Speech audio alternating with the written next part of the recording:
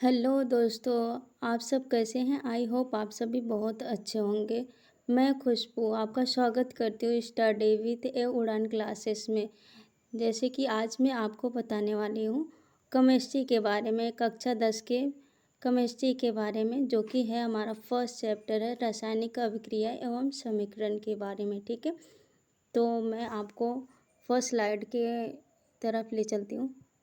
जैसे कि यहाँ पर बताया गया है कि रासायनिक अभिक्रिया क्या होती है। ठीक है, जो हमारा फर्स्ट स्लाइड है रासायनिक अभिक्रिया, तो यहाँ पर आपको बताया गया है दो या दो से अधिक पदार्थ मिलकर एक या एक से अधिक नए गुण वाले पदार्थों का निर्माण करते हैं, उसी को हम रासायनिक अभिक्रिया कहते हैं। ठीक है, आपको यहाँ बताया गया है जैसे कि दो या दो से अधिक यहाँ पर पदार्थ मिलकर एक तीसरे इंग्रेडिएंट का निर्माण करते हैं, तीसरे चीज़ें नए गुण धर्म वाले पदार्थों का निर्माण करते हैं, उसी को हम रासायनिक अभिक्रिया करते हैं।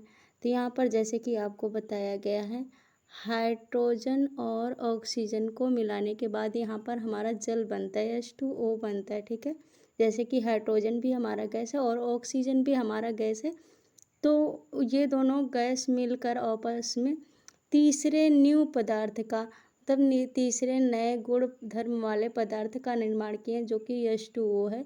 ये हमारा लिक्विड है, द्रव फॉर्म में है। ठीक है, और यहाँ पर बताया गया है नेक्स्ट, यहाँ पर और किसी भी रासायनिक अभिक्रिया को भौतिक विधियों में बदला नहीं जा सकता है।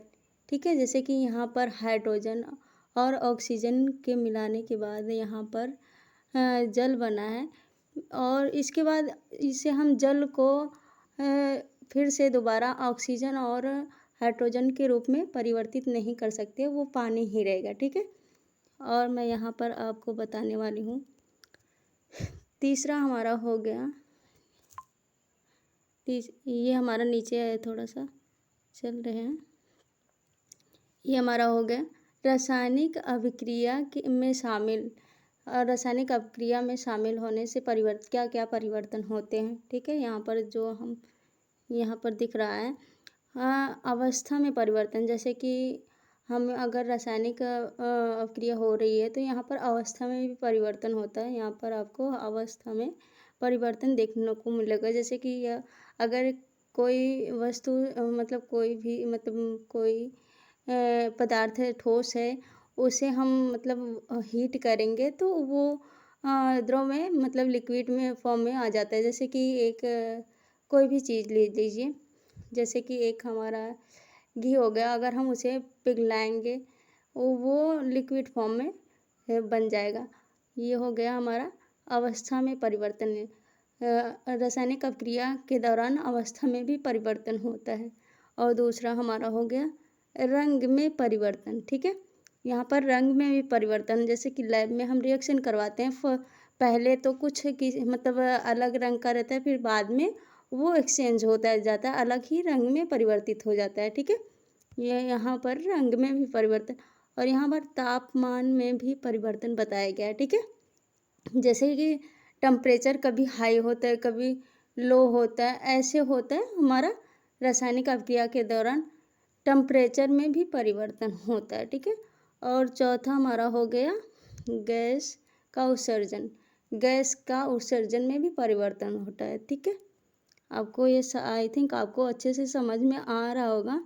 तो यहाँ पर आपको ये सारी चीज़ें कंप्लीटली बताई गई है। और यहाँ वाष्पीकरण, ऊर्ध्वपतन, आसवन, उत्केंद्रीकरण बताया गया है।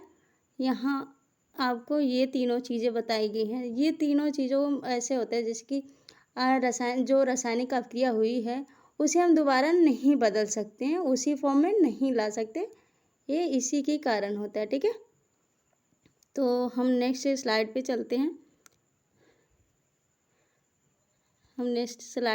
हैं। जैसे कि आपको यहाँ पर बताया गया है दैनिक जीवन में होने वाले रासायनिक अभिक्रिया। जैसे कि जो हमारा रासायनिक अभिक्रिया होता है, जैसे कि भोजन के पाचन में हमारा रासायनिक अभिक्रिया होता है। जैसे कि यहाँ पर अगर हम भोजन करते हैं तो जो पाचन होता है उसमें भी रासायनिक अभिक्रिया होती है। और जब हम सांस लेते हैं और जब हम सांस लेते हैं उसमें भी हमारा रासायनिक अपक्रिया होता है। जैसे कि हम ऑक्सीजन लेते हैं और कार्बन डाइऑक्साइड छोड़ते हैं, बाहर निकलते हैं, वो भी रासायनिक अपक्रिया होती है। और तीसरा हमारा हो गया लोहे पर जंग लगना। ठीक है, ये भी हमारा एक प्रकार से रासायनिक अपक्रिया होता है, जो ये बहुत धीरे धीरे होता है। ठीक है, और चौथा हमारा हो गया दही का बनना। जैसे कि दूध से दही बनना, ये भी हमारा रासायनिक परिवर्तन हो गया, जैसे कि रासायनिक अपक्रिया हो गया। ठीक है, तो आपको समझ में आया होगा। मैं नेक्स्ट स्लाइड पे चलती हूँ। यहाँ पर रासायनिक समीकरण के बारे में बताया गया है।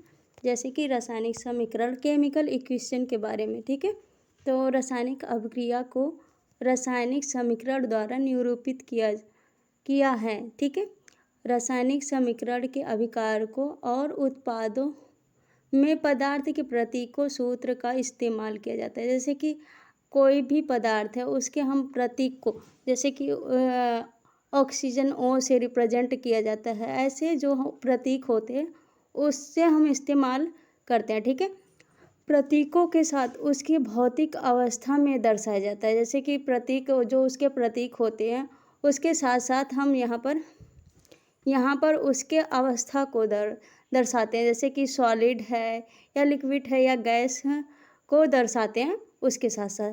ठीक है, जैसे कि यहाँ मैग्नीशियम ड्रिवन का वायु ऑक्सीजन में दहन कर मैग्नीशियम ऑक्साइड का निर्माण करता है। ठीक है, जैसे कि यहाँ पर मैग्नीशियम को रिबन को वायु ऑक्सीजन के साथ जो रिएक्शन करता है, जैसे मैग्नीशियम रिबन और ऑक्सीजन का रिएक्शन होता है तो वो मैग्नीशियम ऑक्साइड बनाता है। ठीक है, तो यहाँ पर मैं आपको थोड़ा सा बताना चाहूँगी। यहाँ पर चलिए हम यहाँ पर ले लेते हैं। जैसे कि मैंने वहाँ पर बताया, जो प्रतीक को दर्शाता है, यहाँ पर हम ले लेते हैं।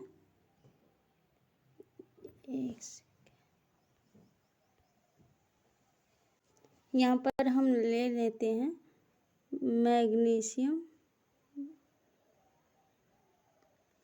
मैग्नीशियम को हमारा प्रतीक है, सॉलिड का प्रतीक है, इसे हम S से रिप्रेजेंट करेंगे।